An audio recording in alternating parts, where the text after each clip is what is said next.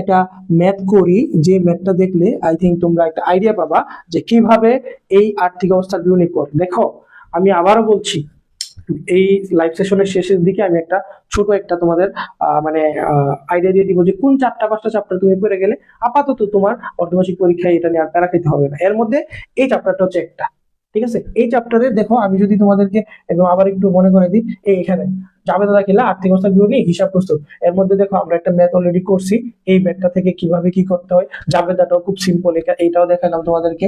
এখন জাস্ট তোমাদেরকে একটা আর্থিক অবস্থা বিবরণী দেখাবো। দেখো আর্থিক অবস্থা বিবরণী করতে হলে সর্বপ্রথম নাম, তারপর আর্থিক অবস্থা বিবরণী, তারপর হচ্ছে 31শে ডিসেম্বর এত সালের জন্য, এটা তো তোমরা সিম্পলি জানো, এটা আমরা দিয়ে দিব।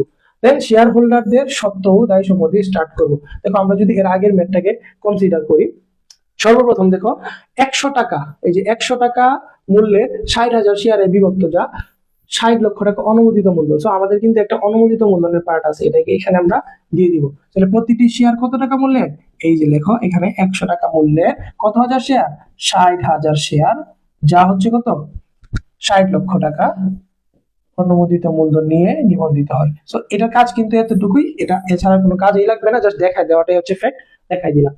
দেন ইস্যুকৃত ও আদায়কৃত শেয়ার মূলধন, কতটুকু শেয়ার তুমি ইস্যু করছো বা আদায় করছো। দেখো আমাদের কাছে আবেদন আসছিল 11,000 শেয়ারের, কিন্তু আমরা কিন্তু সেই 11,000 শেয়ারেরই বিক্রি করি নাই। এই যে দেখো আমরা আলটিমেটলি বিক্রি করছিলাম কত, আমরা আলটিমেটলি বিক্রি করছি হচ্ছে 10,000 শেয়ার, আবেদন আসছিল 11,000 শেয়ার। তো 10,000 শেয়ার যেটা আমরা বিক্রি করছি আলটিমেটলি, এটাকে বলা হয় ইস্যুকৃত শেয়ার। তো আমরা যদি একটু খেয়াল করি এই জায়গাতে, যে ইস্যুকৃত শেয়ারটা আমরা এখানে লিখে ফেলবো। ইস্যুকৃত শেয়ার এখানে কত লিখবো, প্রতিটি শেয়ার 110 টাকায় কিন্তু আমরা শেয়ার বিক্রি করছিলাম, সরি 110 টাকায় না, 110 টাকায় হচ্ছে আমাদের মানে আবেদন আসছিল, বাট আলটিমেটলি ওই শেয়ার গুলোর জন্য আমাদের 100 টাকা করে হচ্ছে কি মূলধনে কনভার্ট হয়েছে। সেজন্য এটার সাথে আমরা হচ্ছে 10,000 গুণ দিব, গুণ দিলে আমরা যা পাবো ওইটা হচ্ছে এখানে লিখে ফেলবো, অর্থাৎ 10 লক্ষ টাকা। এই যে 10 লক্ষ টাকা আমরা এই জায়গাতে দিয়ে দিলাম, ঠিক আছে। দেন আমাদের পার্ট থাকবে সঞ্চিতি উদ্বৃত্ত,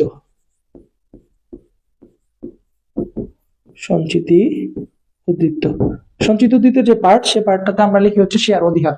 এই যে দেখো আমরা যদি একদম স্ট্রাকচারটা আবার একটু দেখি, এই অনুমোদিত মূলধন, ইস্যুকৃত মূলধন লিখার পরে সঞ্চিত উদ্বৃত্ত, দীর্ঘমেয়াদী ঋণ, চলতি দায়। আমাদের যে ম্যাথ এটা করতেছি, এই যে দেখো এই ম্যাথে কোনো দীর্ঘমেয়াদী ঋণ নাই, চলতি দায়ও নাই, আছে অধিহার, তাই হচ্ছে আমরা শেয়ার অধিহারটা লিখবো। অধিহারের পরিমাণ কত, অধিহারের পরিমাণ হচ্ছে 1 লক্ষ টাকা। এই জায়গাতে আমরা 1 লক্ষ টাকা হচ্ছে কি করব, দিয়ে দিব। এখন যদি আমরা 1 লক্ষ টাকা এখানে লিখে ফেলি, তাহলে লিখবো শেয়ার অধিহার, শেয়ার অধিহার, শেয়ার অধিহারের টাকা কত, 1 লক্ষ টাকা, ঠিক আছে, 1 লক্ষ টাকা, ঠিক আছে। তাহলে 10 লাখ আর 1 লাখ যোগ করলে হচ্ছে আমরা 11 লাখ পাচ্ছি। এছাড়া তো আর কোনো কিছু নাই, কারণ আমাদের এখানে দীর্ঘমেয়াদী ঋণও নাই, চলতি দায়ও নাই। শেষ, এতটুকু কাজ আমাদের দায়ের দিকে এবং শেয়ার হোল্ডারদের যে সত্ত্ব সেদিকে শেষ। পরবর্তী পার্ট হচ্ছে আমাদের সম্পদ সমূহ। সম্পদ সমূহতে সর্বপ্রথম আমরা দেখো যেটা দেখছি, প্রথমে স্থায়ী সম্পদ থাকে, তারপর হচ্ছে দীর্ঘমেয়াদী বিনিয়োগ থাকে। এই যে দেখো স্থায়ী সম্পদ, তারপর দীর্ঘমেয়াদী বিনিয়োগ, তারপর চলতি সম্পদ।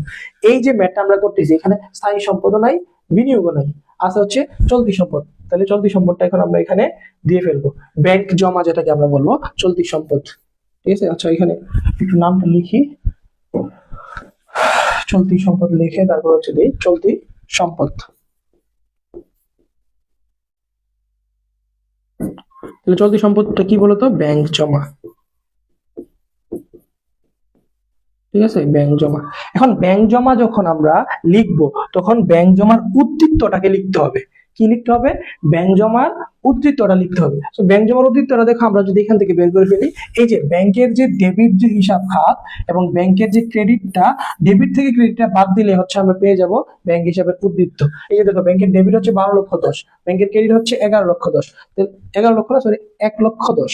তো 12,10,000 থেকে 1,10,000 যখন আমরা বাদ দিব, তখন পাবো হচ্ছে সরাসরি 11 লক্ষ। তো আমরা ব্যাংক জমার এদিকে বরাবর হচ্ছে 11 লক্ষ টাকা দিয়ে দিব, দ্যাটস ইট। এছাড়া কোনো কাজ নেই। তোমরা যদি চাও একটু নোট করে এই জায়গাতে ব্র্যাকেট দিয়ে দেখাই দিতে পারো। এটা আমরা কিভাবে বের করলাম, 12,10,000 থেকে আমরা বাদ দিছি হচ্ছে 1,10,000, এই যে রেজাল্ট আমরা এটা পাইছি।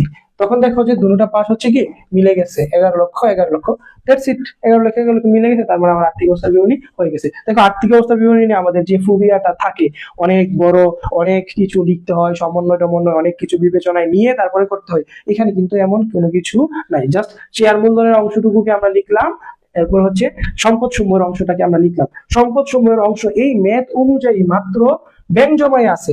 আমরা জানি যে থাকতে পারতো হচ্ছে কি স্থায়ী সম্পদ, বিনিয়োগ, তারপর অসমন্বিত ব্যয়, কিন্তু এখানে নাই। নাই আমি কি নিজের থেকে লিখবো? অসম্ভব। আমি লিখবো হচ্ছে যা আছে তা। তাহলে আছে কি চলতি সম্পদ, তাই আমরা জাস্ট শুধুমাত্র চলতি সম্পদটাকে লিখলাম। এই যে দেখো 12,10,000 থেকে 1,10,000 বাদ দিছি, 11 লক্ষ টাকা হয়ে গেছে। আর ওইদিকে অর্থাৎ দায় এবং শেয়ার হোল্ডারের সত্ত্ব সব মিলে দেখো 11 লক্ষ হয়েছে। কিভাবে? ইস্যুকৃত শেয়ার হচ্ছে 100 টাকা করে, 10,000 যা হচ্ছে 10 লক্ষ টাকা, আর এদিকে হচ্ছে আবার শেয়ার অধিহার হচ্ছে 1 লক্ষ টাকা। তো আলটিমেটলি দেখো কত হয়েছে আমাদের? 11 লক্ষ হয়েছে। তো এই হচ্ছে আমাদের আর্থিক অবস্থার বিবরণী।